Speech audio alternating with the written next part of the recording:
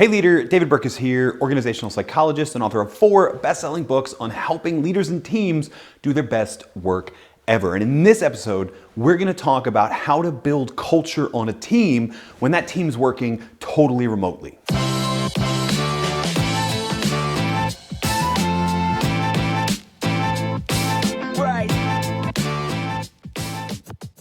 We know that talent flows from teams. We've known for over a decade now that individual performance is hugely dependent upon the team that individuals are on. Whether or not their teammates, their manager, and the organization they're a part of gives them the support and the resources they need to do their best work. So it's worth asking what it is that makes those teams so great. And especially in the world we live in now, where a majority of those teams are actually working remotely, it's worth asking what makes for a great team culture in and around remote teams. What makes for the things that thriving virtual and remote teams have that other teams lack that will bring out both individual and overall team performance? Well, the single best study on a great remote team culture was conducted a couple years ago before all of the madness and the forced work from home experiment that many of us had to partake in started.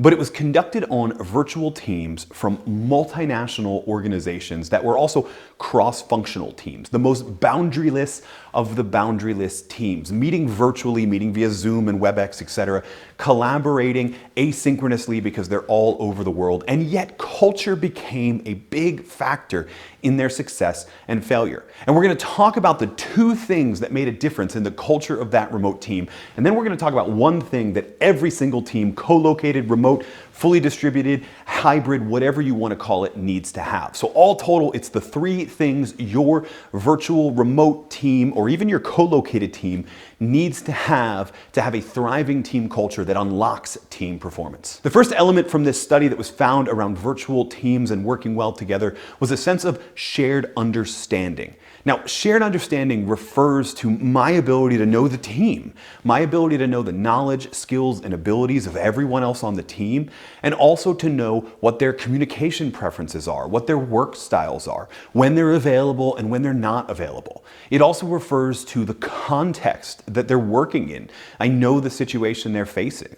You know, for a lot of us, we moved into this forced work from home experiment that I talked about earlier, and we all had different setups that we could work in. Some people were lucky enough to have a dedicated spare bedroom or a dedicated office in their house.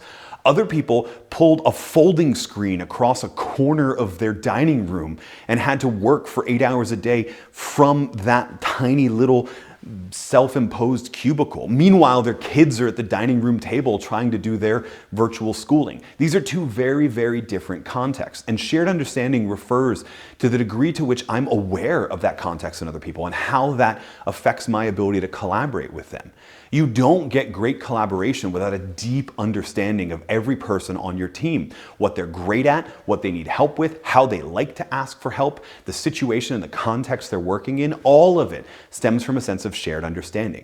And there's a couple things you can do right off the bat to build shared understanding on your team, whether it's a brand newly formed team or whether it's a team that you've been working with for a while, but you sense lacks that shared understanding. You could try things like having people give a virtual office tour to share the context that they're working in. So pick up the laptop, move the webcam around, and show us where you're working and how you stay productive in that environment. Now, this is great because you not only get a sense of the context that people are working in, but you get a sense of what they use to stay productive that might be a tip that somebody else has. You can also do this with things like scavenger hunts. Scavenger hunts are this great ability to just have people grab a couple items around the house or in their office space when they're working remotely. I like to do it with grab 3 items that help you stay productive, makes you laugh, and makes you smile.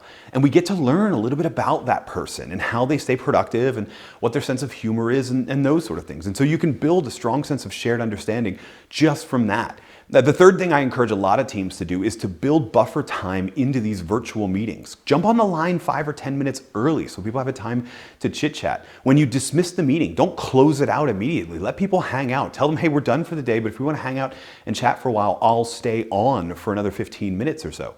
That might mean you need to mute yourself because you might have to jump on some other call, but over time you'll learn not to schedule stuff back to back so you can build that buffer time in that allows for a sense of socialization and builds shared understanding.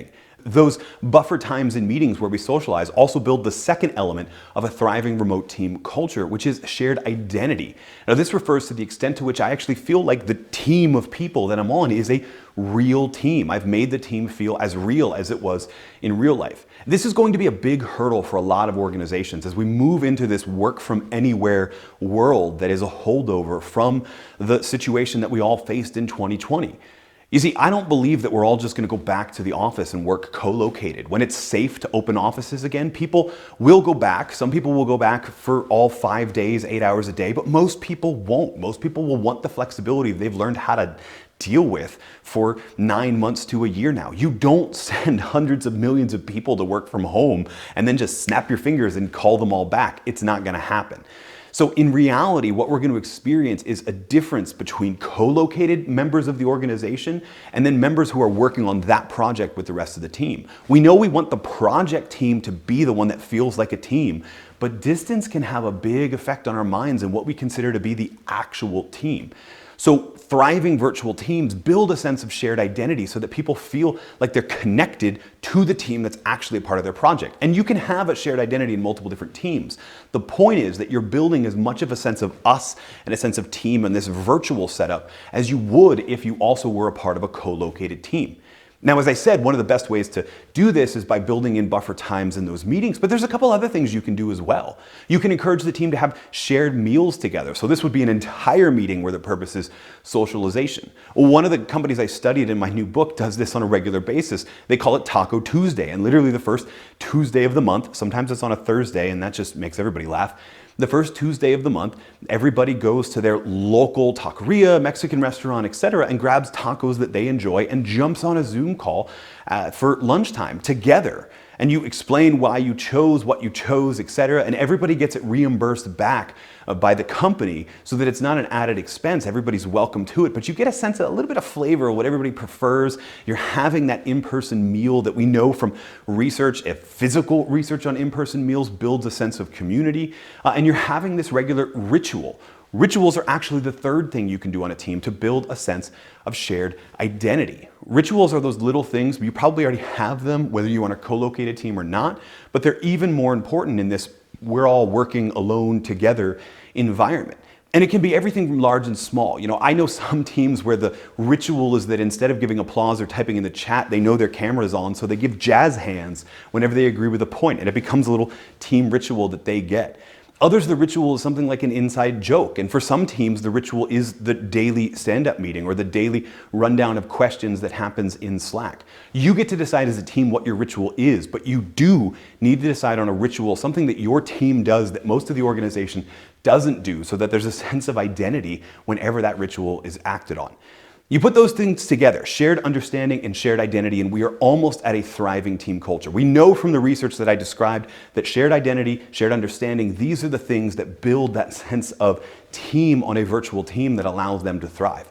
But there's one other thing that every team culture needs to have, whether it's a co-located team, a virtual team, fully distributed, a hybrid team, whatever you want to call it, and that is psychological safety. Psychological safety is a feeling of trust and respect that's held mutually by everyone in the team.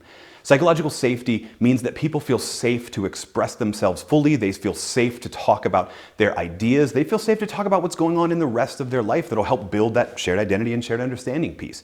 If people don't feel safe to express themselves, then they're not going to express themselves to the level that A, you need to capture their full knowledge, skills, abilities, and energy, and B, you need to let other people on the team know enough about them to build those bonds that make a virtual team feel like a real team, or make a real team feel like a thriving team. Now, psychological safety is marked by mutual trust and respect, and those are two different things. Trust is what I feel when I feel comfortable being vulnerable with the team. And respect is what I feel when I feel that the team has received that vulnerability and honored me in doing so. And both are important. And as the leader, this trust and respect virtuous cycle starts with you. Pay attention to the ways that you communicate with the team.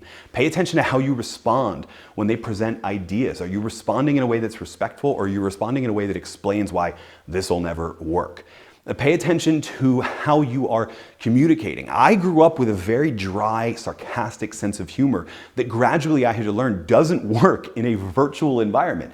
Partly because text is a terrible communicator for things like sarcasm, but partly because in a virtual or a remote team, you have people from a lot of different regions of the world who might not have that same dry, sarcastic humor I got from growing up in the Northeast of the United States.